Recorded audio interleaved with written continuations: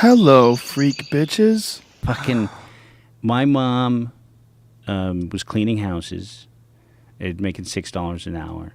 My dad, Teamster, warehouse foreman, and they, were poor growing up, lower middle class, and then went to the school. He sent me to school in San Francisco with all these rich kids. So I was in all these rich houses.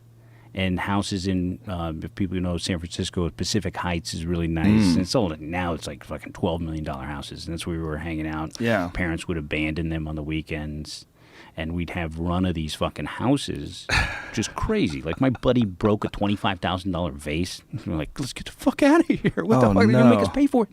And we were in all these. I was like smoking some guy's Cubans sitting in his chair. And so I'm a kid from the inner Sunset District who shouldn't be in all these places, but I think that's what lit a fire under my ass because. And I'm working for my mom eventually has this great rags to riches story where she was working at this company, and then she became an account rep, and then she became the head account rep, then she became the vice president, then she bought the company and quadrupled the company in size. Wow. And that's where I went to work for her, even though I wanted to be a stand-up comic. I go to work for her. I am firing people for a living, which is a whole nother fucking thing. And just, I really was forced into this very tough. My dad and my mom were very fucking brutal. Half Mexican, half Sicilian. I could have been up there and miserable, fucking with, firing people nonstop and like taking on other people's problems. Because that's what I did. Is like, if you have a business or you work somewhere, we'd employ everybody working there so you didn't have to deal with any of the headaches. But then I got all the headaches. So I've been chased. Like I had a guy who was a Taiwanese. Like he was sick, this bad. He was working in a doctor's office, but on the weekends we found out he was pretending he was the doctor. So he was seeing patients, booking his own patients, but he was a physical therapist in a orthopedist office. So I go in there, and I've been doing this a while. And again, I've been in so many awkward situations. Now I'm doing stand up, and I'm even in more awkward situations. And I just go up, and I go, "Hey, Twan, jig is up." I go, "Today's your last day. We found out what you're doing." He grabs me, puts me up against the wall. He gets one of those physical therapy sticks. The big, like the pole that you used to stretch with behind your back and stuff. And he has one of those cut in half. And he sticks it right up to my throat. And I'm cool. And so I go, "Twan, you got two choices here. You're going to hit me with that stick. And I'm going to call the cops. And I'm going to press charges. And you're going to go to jail.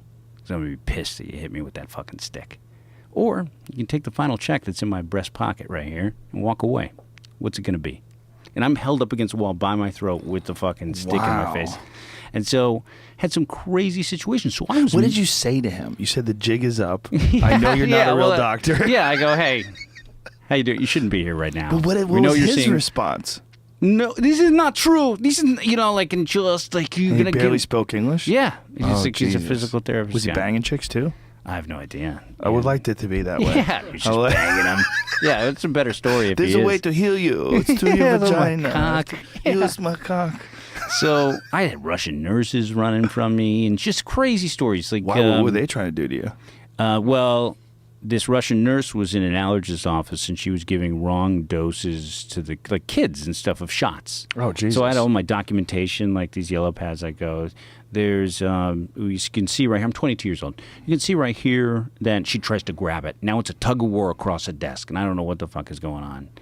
And she takes off and runs down a hallway. And I'm 22, and I go, shit. I fucking run down the hallway after her, and she goes into a patient room, and then she locks the door, and then I get the door open, and I said, somebody unlock it, and she's in there, and she's talking to her husband on the phone. She goes, "Andrew, there is a man here who's telling me lies. He's telling me lies, Andrew. And I didn't want to tell you this, but I am pregnant, and I'm going to lose the baby because of this man." Like that, I'm going, oh my God. Yeah, totally. Freaking out. Oh, my God. So I had to teach a bunch of Vietnamese people how to shit. There was one day I got a call. Yeah. Wait. I got a call from this guy. What was the issue? Well, they were Hmongs. Okay. You know, Hmong is like Yeah. this. If you saw Gran Torino, that movie with Clint Eastwood. I think the H is silent. I think Yeah, they're just called Hmongs. Hmongs. Yeah, you're right. The HMOUNG is that? Yeah. And then there are people without a land. Yeah. And then they all came to San Jose, California to work in assembly plants. So they're in this cable assembly plant called Cable Co. That was a big client of ours. And I got a call from this really cool guy. His name was Chip Bronk. And he goes, Al, you got to get down here. You're not going to fucking believe it. And I got a situation. And I go, what is it? And he goes, better you see. And I go into the bathroom, shit everywhere. What? Because they had never been used to toilets. So they were standing on the toilet seats. I found out that's what was going on. They all had fake names. Like, the name is Fook Lee, but you can call me Keith. Shit like that. So I was like, hey, Keith, Fluke Lee, can you come here for a second? Can I talk to you where about was this? the shit? Everywhere. Like on the ground? Yeah, they were missing. Because the toilet seat is not meant to fucking hold you up. So they're waddling up there. So they were standing on the toilet Standing seat. on the toilet seats. So they were just used to like shitting in they're holes? shitting in holes. Oh my God. If they're lucky, you know, in the woods or whatever. So they're used, Jesus yeah. Christ. So If they're lucky, if they're not lucky, they hold it forever? So yeah, just backed up. It becomes a brick. Yeah. So anyway, I gathered everybody around. I just appointed a bathroom monitor. Oh my God, a bathroom monitor? So I had one of the guys who was a supervisor. I had a clipboard. I put a lock on the bathroom door. And then, so you become this corporate fixer.